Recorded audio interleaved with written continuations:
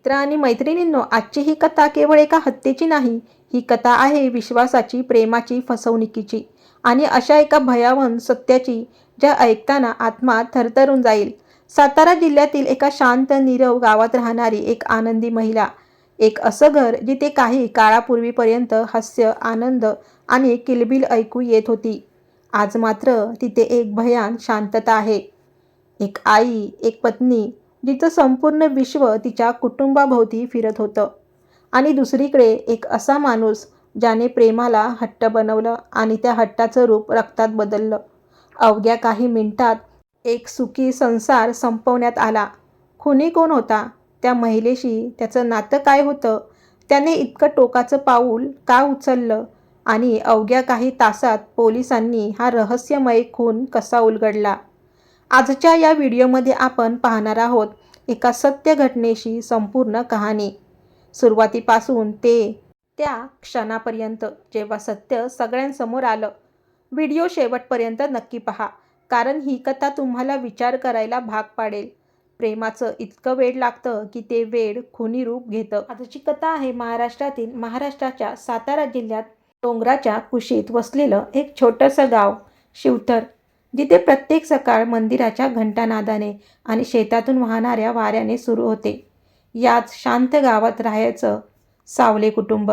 घरचा कर्ता पुरुष अशोक लक्ष्मण सावले, मेहनती शेतकरी, आणि त्यांची लाडकी मुलगी पूजा. पूजा बालपणाच्या पायऱ्या उतरून तरुणाईच्या उंबरठ्यावर पाऊल टाकत होती. डोळ्यात स्वप्न होती, मनात न उमजणाऱ्या भावना होत्या, ज्या तिला स्वतःलाही नीट समजत नव्हत्या.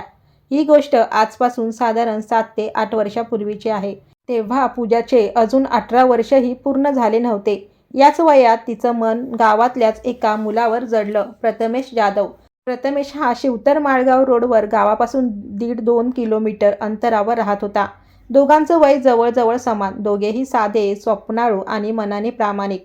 कधी बाजाराच्या वाटेवर, कधी मंदिराच्या पायऱ्यांवर, कधी शेताच्या पायवाटेवर. त्यांच्या भेटी हळूहळू वाढत गेल्या. पहिल्यांदा साध्या गप्पा, मग स्वप्नांची देवाणघेवाण, आणि एक दिवस ती निरागस मैत्री प्रेमात बदलली. इतकं खोल प्रेम की दोघांनी लग्नाची स्वप्नही पाहिली, शपथा खाल्ल्या. पण पूजा अल्पवयीन होती, म्हणून त्यांनी नात्याची मर्यादा पाळली. फक्त भेटी, गप्पा आणि भविष्याची स्वप्न. पूजा 18 वर्षाची होताच लग्न करण्याचा निर्णय त्यांनी घेतला. वर्ष सरली, पूजा सज्ञान झाली.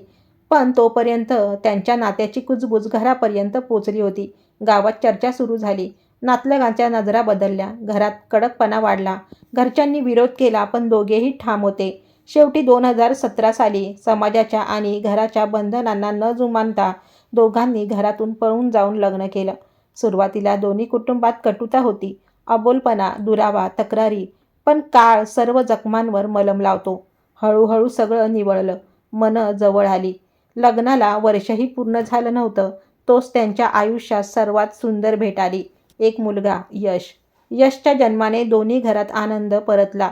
जुन्या वादांना विसर पडला. प्रथमेश मेहनती होता, शेती करत होता, दूध व्यवसायही करत होता. पूजा घर संसार नीट सांभाळत होती. प्रथमेशचा लहान भाऊ सागर पुण्यात नोकरीला होता. सगळं नीट चाललं होतं. सुखी संसार. पण कुणाला माहीत नव्हतं की हे सुख फार काळ टिकणार नाही. एक दिवस त्याच वस्तीत राहणारी एक वृद्ध महिला पूजाच्या घरी आली. दार उघडताच तिला आतलं दृश्य दिसलं आणि ती जोरजोरात किंचाळू लागली.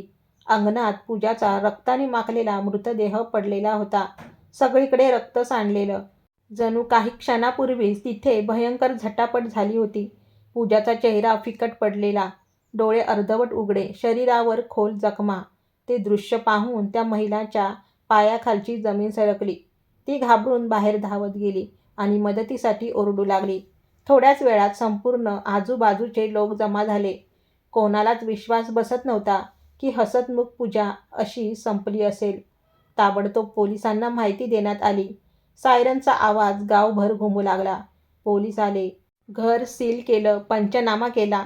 पूजाचा मृतदेह पोस्टमॉर्टमसाठी पाठवण्यात आला. गावात शोककळा पसरली. अज्ञात व्यक्तीविरुद्ध हत्या गुन्हा दाखल करण्यात आला. तपास सुरू झाला. तपासात पूजाच्या मोबाईल कॉल डिटेल्स तपासल्या गेल्या. तेव्हा एक नाव वारंवार समोर येत होतं, अक्षय रामचंद्र सावले. शेवटचा कॉल त्याचाच होता. पोलिसांनी CCTV, लोकेशन आणि तांत्रिक पुरावे गोळा केले. अवघ्या 8 तासात हा गुन्हा उलगडला. पुण्यातील स्वारगेट बस स्थानकाजवळ अक्षयला अटक करण्यात आली. सुरुवातीला तो नकार देत राहिला, पण पुराव्यासमोर तो कोसळला आणि त्याने गुन्हा कबूल केला. पूजा रोज आपल्या मुलाला शाळेत सोडवायला जायची. त्याच वाटेवर अक्षय भेटायचा. नजरांची देवाणघेवाण, गप्पा आणि नातं वाढत गेलं.